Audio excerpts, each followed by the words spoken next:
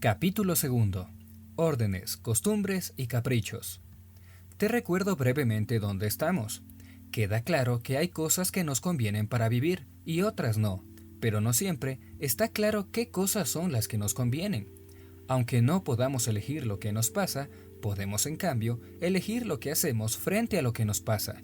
Modestia aparte, nuestro caso se parece más al de Héctor que al de las beneméritas termitas.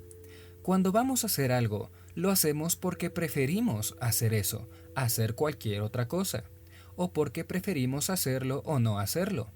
¿Resulta entonces que hacemos siempre lo que queremos? Hombre, no tanto. A veces, las circunstancias nos imponen elegir entre dos opciones que no hemos elegido. Vamos, que hay ocasiones que elegimos aunque preferiríamos no tener que elegir. Uno de los primeros filósofos que se ocupó de estas cuestiones, Aristóteles, imaginó el siguiente ejemplo. Un barco lleva una importante carga de un puerto a otro. A medio trayecto le sorprende una tremenda tempestad. Parece que la única forma de salvar el barco y la tripulación es arrojar por la borda el cargamento, que además de importante, es pesado. El capitán del navío se plantea el problema siguiente. ¿Debo tirar la mercancía o arriesgarme a capear el temporal con ella en la bodega, esperando que el tiempo mejore o que la nave resista? Desde luego, si arroja el cargamento, lo hará porque prefiere hacer eso a afrontar el riesgo, pero sería injusto decir sin más que quiere tirarlo. Lo que de veras quiere es llegar a puerto con su barco, su tripulación y su mercancía. Eso es lo que más le conviene.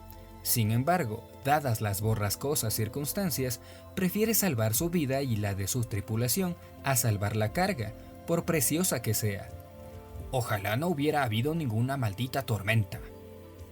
Pero la tormenta no puede ser elegida, es una cosa que se le impone, cosa que le pasa, quiera o no. Lo que en cambio puede elegir es el comportamiento a seguir en el peligro que le amenaza. Si tira el cargamento por la borda, lo hace porque quiere, y a la vez sin querer. Quiere vivir, salvarse y salvar a los hombres que dependen de él, salvar a su barco, pero no quisiera quedarse sin la carga ni el provecho que representa, por lo que no se desprenderá de ella sino muy a regañadientes. Preferiría sin duda no verse en el trance de tener que escoger entre la pérdida de sus bienes y la pérdida de su vida. Sin embargo, no queda más remedio y debe decidirse. Elegirá lo que quiera más, lo que crea más conveniente. Podríamos decir que es libre, porque no le queda otro remedio que serlo. Libre de optar en circunstancias que él no ha elegido padecer. Casi siempre que reflexionamos en situaciones difíciles o importantes sobre lo que vamos a hacer, nos encontramos en una situación parecida a la de ese capitán del barco del que habla Aristóteles. Pero claro, no siempre las cosas se ponen tan feas. A veces las circunstancias son menos tormentosas, y si me empeño en no ponerte más que ejemplos con ciclón incorporado, puedes rebelarte contra ellos, como hizo aquel aprendiz de aviador. Su profesor de vuelo le preguntó: «Va usted en un avión, se declara una tormenta y le inutiliza a usted el motor. ¿Qué debe hacer?». Y el estudiante contesta: «Seguiré con el otro motor». «Bueno», dijo el profesor, «pero llega otra tormenta y le deja sin ese motor. ¿Cómo se las arregla entonces?». «Pues seguiré con el otro motor». «También se lo destruye en una tormenta. ¿Y entonces?». Y el estudiante dijo: «Pues continúo con otro motor». «Vamos a ver», se mosquea el profesor, «¿se puede saber de dónde saca usted tantos motores?». Y el alumno imperturbable dijo: «Del mismo sitio que usted saca tantas tormentas». No dejemos de lado el tormento de las tormentas. Veamos qué ocurre cuando hace buen tiempo. Por lo general, uno no se pasa la vida dando vueltas a lo que nos conviene o no nos conviene hacer. Afortunadamente, no solemos estar tan apretados por la vida como el capitán del dichoso barquito del que hemos hablado. Si vamos a ser sinceros, tendremos que reconocer que la mayoría de nuestros actos los hacemos casi automáticamente, sin darle demasiadas vueltas al asunto. Recuerda conmigo, por favor, lo que has hecho esta mañana. A una hora indecentemente temprana ha sonado el despertador, y tú, en vez de estrellarlo contra la pared, como te apetecía, has apagado la alarma. Te has quedado un ratito entre las sábanas intentando aprovechar los últimos preciosos minutos de comodidad horizontal. Después, has pensado que se te estaba haciendo demasiado tarde y que el autobús del cole no espera. De modo que te has levantado con santa resignación. Ya sé que no te gusta demasiado lavarte los dientes, pero como te insisto tanto para que lo hagas, has acudido entre bostezos a la cita con el cepillo y la pasta. Te has duchado casi sin darte cuenta de lo que hacías, porque es algo que ya pertenece a la rutina de todas las mañanas. Luego, te has bebido el café con leche y te has tomado la habitual tostada con mantequilla. Después, a la dura calle. Mientras ibas hacia la parada del autobús, repasando mentalmente los problemas de matemáticas. ¿No tenías hoy control? Has ido dando patadas distraídas a una lata vacía de Coca-Cola. Más tarde, el autobús, el colegio, etc. Francamente, no creo que cada uno de estos actos los hayas realizado tras angustiosas meditaciones. ¿Me levanto o no me levanto? ¿Me ducho o no me ducho? ¿Desayunar o no desayunar? Esa es la cuestión. La zozobra del pobre capitán del barco a punto de zozobrar, tratando de decidir a toda prisa si tiraba por la borda la carga o no, se parece poco a tus soñolientas decisiones de esta mañana. Has actuado de manera casi instintiva, sin plantearte muchos problemas. En el fondo, resulta lo más cómodo y lo más eficaz, ¿no? A veces darle demasiadas vueltas a lo que uno va a hacer nos paraliza. Es como cuando echas a andar. Si te pones a mirarte los pies y decir, ahora el derecho, luego el izquierdo, lo más seguro es que te pegues un tropezón o que acabes parándote. Pero yo quisiera que ahora, retrospectivamente, te preguntaras lo que no te preguntaste esta mañana. Es decir, ¿por qué he hecho lo que hice? ¿Por qué ese gesto? Y no mejor al contrario, quizá otro cualquiera. Supongo que esta encuesta te indignará un poco. Vaya, ¿por qué tienes que levantarte a las 7:30, lavarte los dientes e ir al colegio? Y yo te lo pregunto. Pues precisamente porque yo me empeño en que lo hagas, y te doy la lata de 1000 maneras con amenazas y promesas para obligarte. Si te quedases en la cama, vaya problema que se montaría. Claro que algunos de los gestos reseñados, como ducharte o desayunar, los realizas ya sin acordarte de mí, porque son cosas que siempre se hacen al levantarse, ¿no? Y que todo el mundo repite. Lo mismo que ponerse pantalones en lugar de ir en calzoncillos por mucho que apriete el calor. En cuanto a lo de tomar el autobús, bueno, no tienes más remedio que hacerlo para llegar temprano, porque el colegio está demasiado lejos como para ir andando y yo no soy tan espléndido para pagarte un taxi de ida y vuelta todos los días.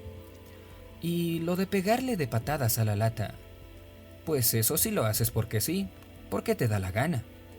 Vamos a detallar entonces la serie de diferentes motivos que tienes para tus comportamientos matutinos. Ya sabes lo que es un motivo, en el sentido que recibe la palabra en este contexto. Es la razón que tienes, o al menos crees tener para hacer algo. La explicación más aceptable de tu conducta cuando reflexionas un poco sobre ella. En una palabra, la mejor respuesta que se te ocurre a la pregunta ¿por qué hago esto? Pues bien, uno de los tipos de motivación que reconoces es el que yo te mando que hagas tal o cual cosa. A esos motivos les llamaremos órdenes. En otras ocasiones es que sueles hacer ese mismo gesto y ya lo repites casi sin pensar, o también al ver a tu alrededor todo el mundo que se comporta así habitualmente. Llamaremos costumbres a ese juego de motivos.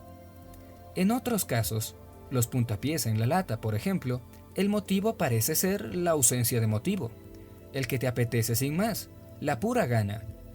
¿Estás de acuerdo en que llamaremos caprichos al porqué de estos comportamientos?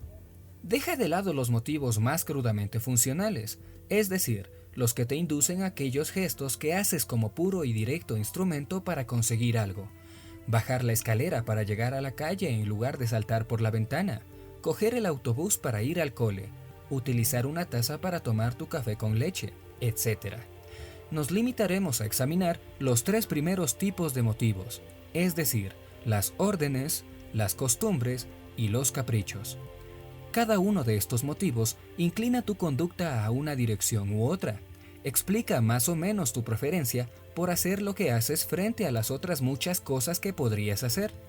La primera pregunta que se me ocurre plantear sobre ellos es: ¿qué fuerza te obliga a actuar cada uno? Porque no todos tienen el mismo peso en cada ocasión. Levantarte para ir al colegio es más obligatorio que lavarte los dientes o ducharte, y creo que bastante más que dar patadas a la lata de Coca-Cola. En cambio, ponerte pantalones, o al menos calzoncillos, por mucho calor que haga, es tan obligatorio como ir al colegio, ¿no? Lo que quiero decirte es que cada tipo de motivos tiene su propio peso y te condiciona a su modo. Las órdenes, por ejemplo, sacan su fuerza, en parte, del miedo que puedes tener a las terribles represalias que tomaré contra ti si no me obedeces. Pero también, supongo, al afecto y a la confianza que me tienes y que te lleva a pensar que lo que te mando es para protegerte y mejorarte, o como suele decirse con expresión que te hace torcer el gesto, por tu bien. También, desde luego, porque esperas algún tipo de recompensa si cumples como es debido, una paga, regalos, etc. Las costumbres, en cambio, vienen más bien de la comodidad de seguir la rutina en ciertas ocasiones, y también de tu interés de no contrariar a los otros, es decir, de la presión de los demás. También en las costumbres hay algo así como una obediencia a ciertos tipos de órdenes. Piensa, por poner otro ejemplo, en las modas. La cantidad de cazadoras, zapatillas, chapas, etc., que tienes que ponerte porque entre tus amigos es costumbre llevarlas y tú no quieres desentonar. Las órdenes y costumbres tienen una cosa en común. Parece que vienen de fuera, que se te imponen sin pedirte permiso. En cambio, los caprichos te salen de dentro, brotan espontáneamente sin que nadie te los mande, ni nadie en principio creas imitarlos. Yo supongo que, si te pregunto, que ¿cuándo te sientes más libre? ¿Al cumplir órdenes? ¿Al seguir la costumbre? ¿O al hacer tu capricho? Me dirás que eres más libre al hacer tu capricho, porque es una cosa más tuya y que no depende de nadie más que de ti. Claro, que vete a saber. A lo mejor también el llamado capricho te apetece porque se lo imitas a alguien, o quizá brota de una orden pero al revés, por ganas de llevarme la contraria. Unas ganas que no se te hubieran despertado a ti, solo sin el mandato previo que desobedecieras. En fin, por el momento, vamos a dejar las cosas aquí, que por hoy ya es dilema suficiente. Pero antes de acabar, recordemos como despedida otra vez aquel barco griego en la tormenta al que se refirió Aristóteles. Ya que empezamos entre olas y truenos, bien podemos acabar lo mismo, para que el capítulo resulte capicua. El capitán del barco estaba, cuando lo dejamos, en el trance de arrojar o no la carga por la borda para evitar el naufragio. Desde luego, tiene la orden de llevar mercancías al puerto. La costumbre no es precisamente tirarlas al mar, y poco le ayudaría a seguir sus caprichos dando el berenjenal en el que se encuentra. ¿Seguirá sus órdenes aún a riesgo de perder la vida y la de toda su tripulación? ¿Tendrá más miedo a la cólera de sus patronos que al mismo mar furioso? En circunstancias normales, puede bastar con hacer lo que lo mandan a uno, pero a veces lo más prudente es plantearse hasta qué punto resulta aconsejable obedecer. Después de todo, el capitán no es como las termitas, que tienen que salir en plan kamikaze, quieran o no, porque no les queda otro remedio que obedecer los impulsos de su naturaleza. Y si en la situación en que está, las órdenes no le bastan, la costumbre todavía menos. La costumbre sirve para lo corriente, para la rutina de todos los días. Francamente, una tempestad en alta mar no es momento para andarse con rutinas. Tú mismo te pones religiosamente los pantalones y calzoncillos todas las mañanas, pero si en caso de incendio no te diera tiempo, tampoco te sentirías demasiado culpable. Durante el gran terremoto de México de hace años, un amigo mío vio derrumbarse ante sus propios ojos un elevado edificio. Acudió a prestar ayuda e intentó sacar de entre los escombros a una de las víctimas, que se resistía inexplicablemente a salir de la trampa de los cascotes, hasta que confesó: «Es que no llevo nada encima». Premio especial del jurado a la defensa intempestiva del taparrabos. Tanto conformismo ante la costumbre vigente es un poco morboso, ¿no? Podemos suponer que nuestro capitán griego era un hombre práctico y que la rutina de conservar la carga no era suficiente para determinar su comportamiento en caso de peligro, ni tampoco para arrojarla, claro está, por mucho que en la mayoría de los casos fuese habitual desprenderse de ella. Cuando las cosas están de veras serias, hay que inventar y no sencillamente limitarse a seguir a la moda o el hábito. Tampoco parece que sea ocasión propicia para entregarse a los caprichos. Si te dijeran que el capitán de ese barco tiró la carga, no porque lo considerase prudente, sino por capricho, o que la conservó en la bodega por el mismo motivo, ¿qué pensarías? Respondo por ti, que estaba un poco loco. Arriesgar la fortuna o la vida sin otro móvil que el capricho tiene mucho de cara dura, y si la extravagancia compromete la fortuna o la vida del prójimo, merece ser calificada aún más duramente. ¿Cómo podría haber llegado a mandar un barco semejante antojadizo y irresponsable? En momentos tempestuosos, a la persona sana se le pasan casi todos los caprichitos y no le queda sino el deseo intenso de acertar con la línea de conducta más conveniente, o sea, la más racional. Se trata entonces de un simple problema funcional, de encontrar el mejor medio para llegar sanos y salvos a puerto. Vamos a suponer que el capitán llega a la conclusión de que para salvarse basta con arrojar cierto peso al mar, sea peso en mercancías o sea peso en tripulación. Podríamos entonces intentar convencer a los marineros de que tirasen por la borda a los 4 o 5 más inútiles de entre ellos, y así de este modo tendrían una buena oportunidad de conservar las ganancias del flete. Desde un punto de vista funcional, a lo mejor era esta la mejor solución para salvar el pellejo y también para asegurar las ganancias. Sin embargo, algo me resulta repugnante en tal decisión, y supongo que a ti también. ¿Será porque me han dado la orden de que tales cosas no deben hacerse, o porque no tengo la costumbre de hacerlas, o simplemente porque no me apetece? Tan caprichoso soy de comportarme de esa manera. Perdona que te deje en suspenso digno de Hitchcock, pero no voy a decirte para acabar qué es lo que a la postre decidió nuestro zarandeado capitán. Ojalá acertase y tuviere ya un buen viento hasta volver a casa. La verdad es que cuando pienso en él, me doy cuenta de que todos vamos en el mismo barco. Por el momento, nos quedaremos con las preguntas que hemos planteado, y esperemos que vientos favorables nos lleven hasta el próximo capítulo, donde volveremos a encontrarlas e intentaremos empezar a responderlas. Y antes de continuar, escucha. Tanto la virtud como el vicio están en nuestro poder. En efecto, siempre que está en nuestro poder el hacer, lo está también el no hacer. Y siempre que está en nuestro poder el no, lo está el sí. De modo que si está en nuestro poder el obrar cuando es bello, lo estará también cuando es vergonzoso. Y si está en nuestro poder el no obrar cuando es bello, lo estará asimismo para no obrar cuando es vergonzoso. Aristóteles, Ética para Nicómano. En el arte de vivir, el hombre es al mismo tiempo el artista y el objeto de su arte, es el escultor y el mármol, el médico y el paciente. Erich Fromm, Ética y Psicoanálisis. Solo disponemos de 4 principios de la moral. 1. El filosófico. Haz el bien por el bien mismo, por respeto a la ley. 2. El religioso. Hazlo porque es voluntad de Dios, por amor a Dios. 3. El humano. Hazlo porque tu bienestar lo requiere, por amor propio. 4. El político. Hazlo porque lo requiere la prosperidad de la sociedad de la que formas parte, por amor a la sociedad y por consideración a ti. Lichtenberg. Aforismos. No hemos de preocuparnos de vivir largos años, sino de vivirlos satisfactoriamente, porque vivir largo tiempo depende del destino, vivir satisfactoriamente de tu alma. La vida es larga si es plena, y se hace plena cuando el alma ha recuperado la posesión de su bien propio y ha transferido así el dominio de sí misma. Séneca, Cartas a Lucilio.